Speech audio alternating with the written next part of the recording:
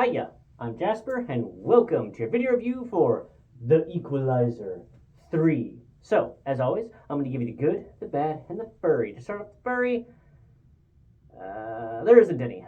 Moving on to the good and bad. So, this is a movie starring Denzel Washington and motherfucking Dakota Fanning. And why I especially like that is because some of you may recall the movie Man on Fire. The movie Man on Fire starred Denzel Washington and yay tall Dakota Fanning.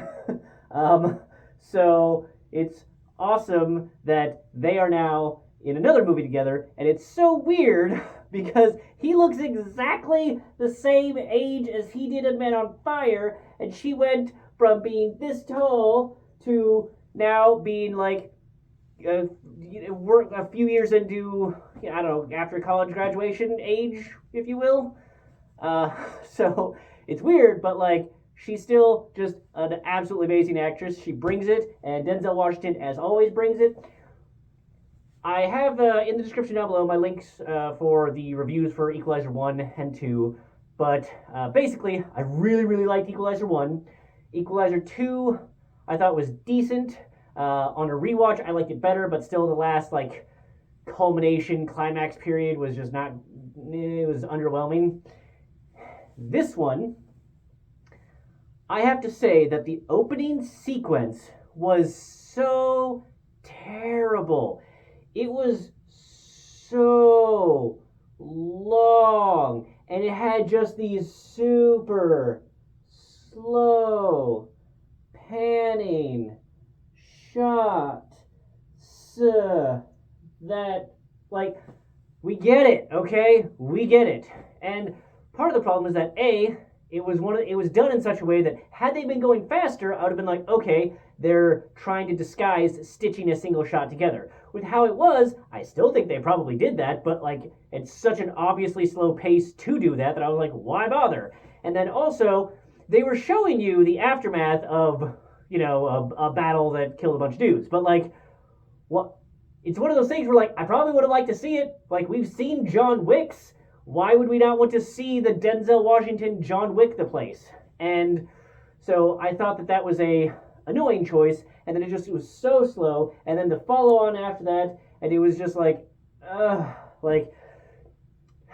what bugged me about it. And I don't feel like this is a spoiler, because this is literally the opening scene of the movie, so I'm going to tell you all about it, and I don't think this is a spoiler. But how it opens is that the guy who pulls up with his son in a Jeep, and he's seeing all these dead bodies around. You're okay, this guy's probably the one in charge. And so he tells his son looking person to be hey, stay in the car, I'm gonna go figure out what this is.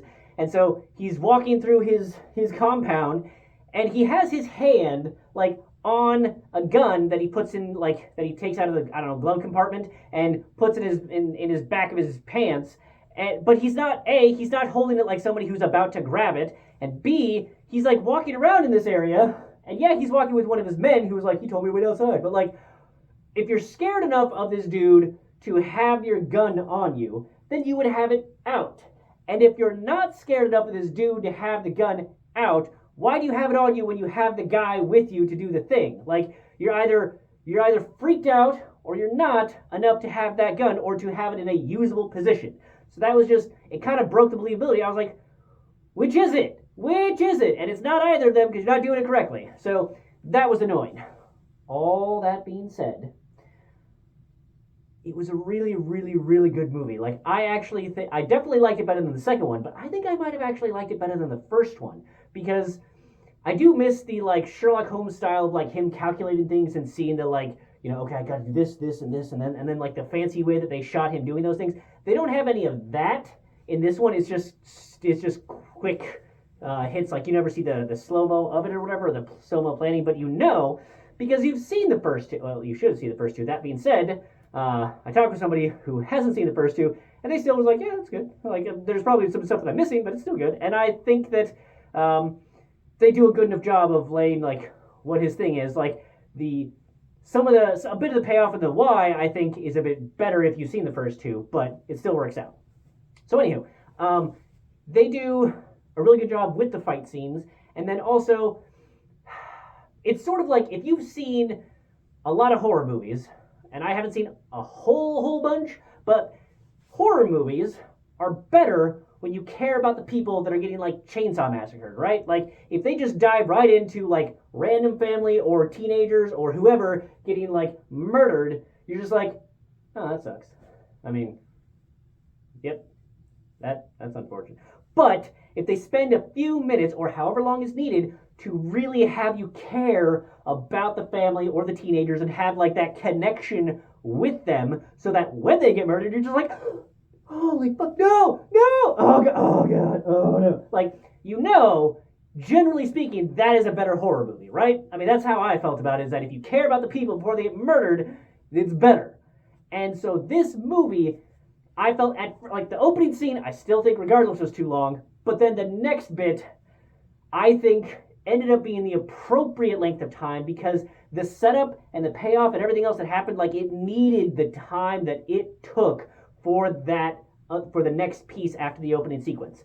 So I think it is definitely worth it, the time that they took, and it had such a good payoff. And I really liked the personal connection that you have with the characters because of the time that they took. So this was set in a beautiful location. I loved this. I don't know how many of it was sets. I'm sure some of it was sets, but I think a lot of it was on location somewhere. It may not have been the location they said it was, but it was definitely a beautiful location regardless. And so I think that they did a really good job of using the location, which I think is a thing that McCall is kind of, he does. He uses the location. But in this case, the whole movie uses the location to a very good way. And like I said, I like Denzel Washington. He always brings it. I like Dakota Fanning's character. I like the good guys and the bad guys and the people and just every character that you see here. Like, it feels very lived in. Like, I feel like they could have taken just people off the street to form the other characters and just been like, hey, you guys live here? Cool. You want to be in our movie? Just do your normal day-to-day thing and you'll be in the background or whatever. So that was awesome to me. I thought the pacing outside of the opening sequence was fantastic. The action was great. The acting, the just general storyline of the plot, I found it very believable. And I think that it kind of demonstrates what I talked about with some of the Equalizer 2 of like, well, what happens after? Like, what happens next? And I think that this does a good job of that. And so, yeah, I think that was really good. And because I talked about like my disappointment with the climactic section of the movie of the second one, I will say that this one did not have that issue. That's all I'll say about that. So definitely go ahead and watch it if you can. I definitely think it's worth it. So 2 thumbs way up for this movie. It's amazing. Highly recommend. That's all I have for this one. Thanks for coming. Thanks for watching. Hope to see you in the next one. Bye.